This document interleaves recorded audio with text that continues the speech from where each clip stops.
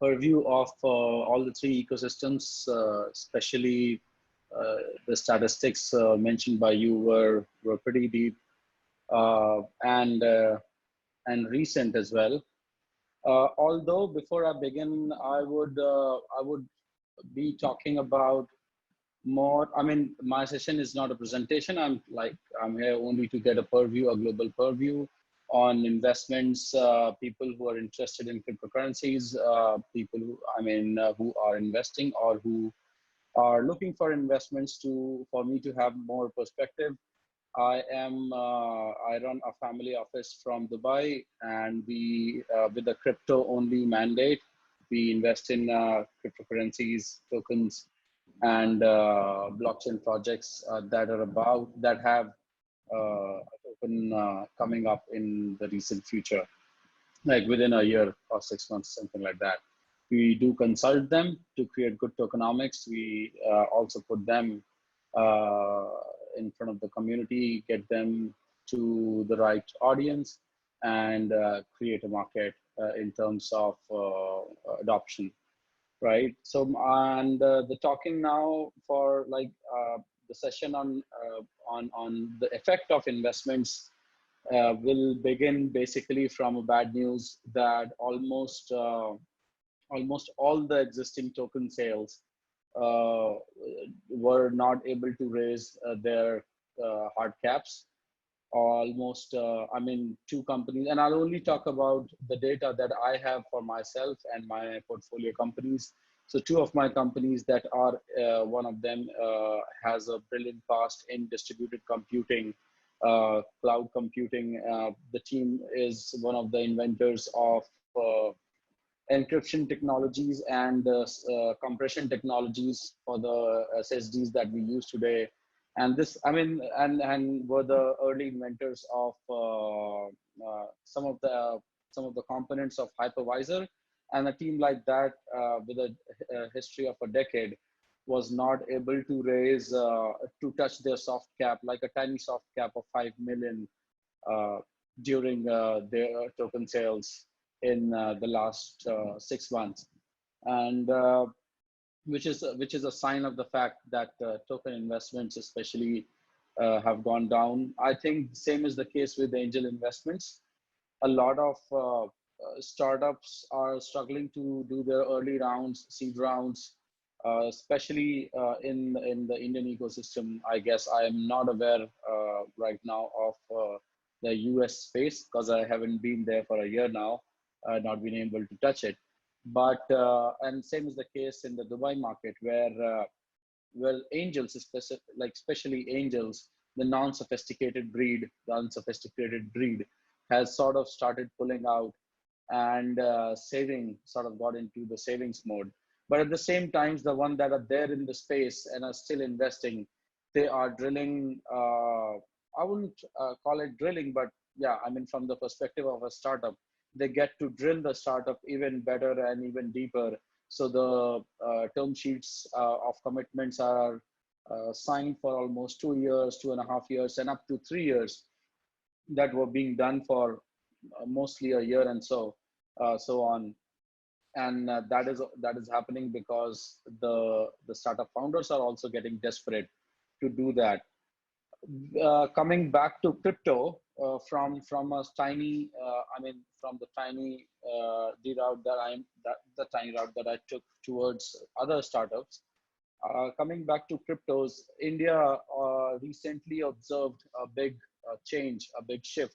That was because of the Apex Court, the Supreme Court quashed the pseudo ban on crypto banking imposed by the central bank, uh, and uh, and it was just about to take off when all the investors, all the angel investors, retail investors, so to say, were all in to get into cryptos, buy in.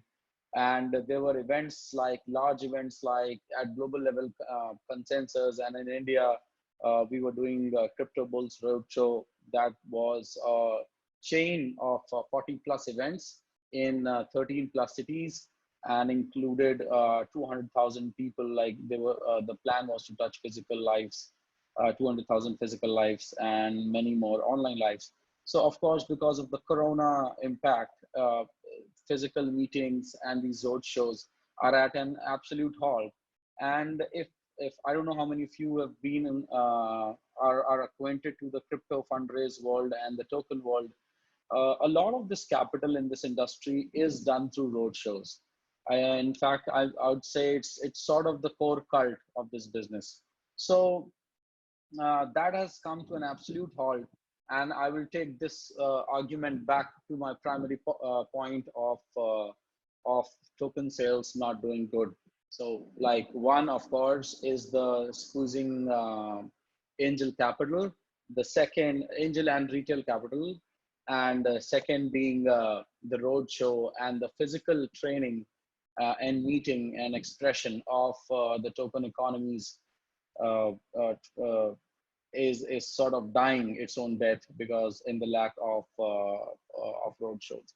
Now, I'll quickly try and touch upon the positive side. Of course, there's a whole list of all the not so good aspects, not so thriving aspects of the industry. But at the same time, myself being an investor for like almost 4 years and having investing, I mean, I'm a believer of adoption. I'm a believer of real tech for adoption and not like sci-fi tech for nothing, right? And hence we have been investing in projects that are to create impact in the real life. And from that perspective, I think there's a chance now. There's a change. There's a shift that is happening as a positive impact of the Corona effect. So now everybody's talking about supply chains where people can sort of push more, and we all understand the entire concept of supply chains is basically on trust. So the trust brings you invoice discounting. The trust brings you supplies. The trust, underlying trust, and I'll come to what sort of trust am I talking about. So if there's like trust in the chain, the movement of commodities can take place irrespective to the movement of money or vice versa. And I'm talking about the Asian markets particularly in this aspect, because the Thailand industry, Indonesian industry, Indian industry, manufacturing industry, it suffers a cycle of payment mostly. That's a thriving, I mean, that's a culture for O&Ms in these countries. And if this trust is somehow solved, it'll boost the overall supply system, and especially in an environment now when no new participant of a supply chain will be able to meet and express and sort of complement the human angle of human to human interaction. So I think blockchain, and especially public blockchain, and when I say public blockchain, for those who might not be aware of the aspect, public blockchain basically means, essentially means that it will have a token, because otherwise the value transfer, there's no means to have the value transfer, and hence every public chain, every public blockchain has a token essentially. So yeah, I think there's a big chance of public chains to have adoption, to be adopted vastly throughout enterprises. Before this, we have all heard about Ethereum corporate alliances and a lot of other corporate and enterprise alliances that took place in the last, that were drafted and assembled in the last 2-3 years. I don't think any of those many alliances did well.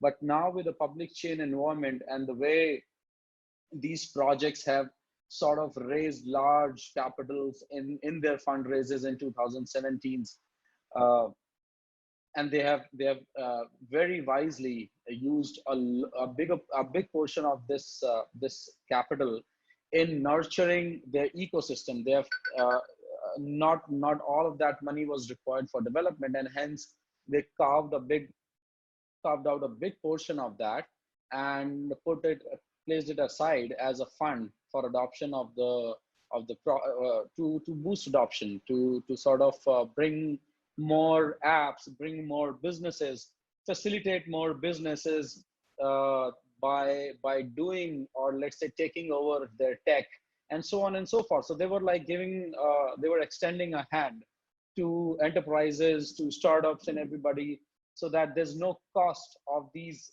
there's no cost of adoption to these players, these enterprises or startups, and that has worked phenomenally well. And I would like to quote a name which is Matic, right now one of the most talked about projects in the blockchain space. Fortunately, has Indian founders, but is a phenomenal example of blockchain success throughout the world. And they have actually closed uh, two of the big fours, and like almost 20 plus Fortune 500 companies, and a whole plethora of sorry, startups and fintech applications, including distributed finance, I mean DeFi, and and all of that is a sign that blockchain is about to prove. I wouldn't use the word has to. I think blockchain is about to prove itself in the next 2 years, because if it doesn't now, it would never be able to do that.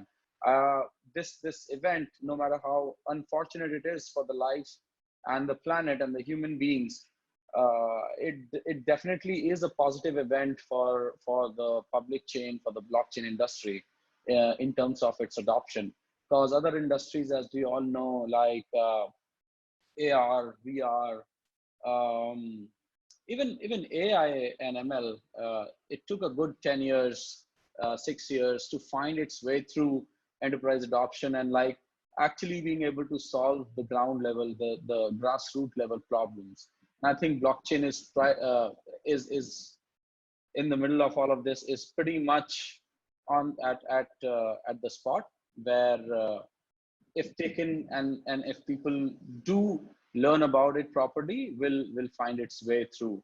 And concluding all of this through to a financial aspect, which is pretty known about cryptocurrencies, because the first thing that comes into your mind as soon as somebody says like Bitcoin or cryptocurrencies is trading, and the stocks volatility, the public asset trading volatility aspect, and the pricing aspect in terms of investments.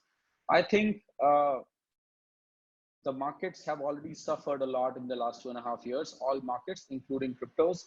And the aspect that we have just discussed, the adoption, uh, is sort of the second wave of every technology, like the public asset behavior of every technology that has that has emerged in the last 30, 40 years, I guess. Because every time initially there's a hype and the wave rides. I mean, people and the stocks, they ride the wave. And then there's a dip, of course, because there's a lot of FOMO, and but no real adoption, no real substance. And eventually it has to crash. So it does. Same happened with blockchain in the last 2 years. And right now, with all those projects who did well, who were honest and like sort of used the capital wisely, are right now standing with a product to solve the real problem. And hence, they will be the torch bearers of adoption, and that will boost the markets, and of course open up doors for another wave of projects, as well as another wave of investments and returns and booming markets. So that was it from my side, guys. I know that was pretty casual. I didn't had a slide. I never do slides, and in the middle of work from home, I don't have the right resources to compile it for you. So that's it. I know there have been a few aspects that I've missed. So if you any of you would like to sort of enlighten me with the points that I might have missed, it'll be great. Or if you have apprehensions, questions on the run through on this topic, I'll be more than happy to discuss.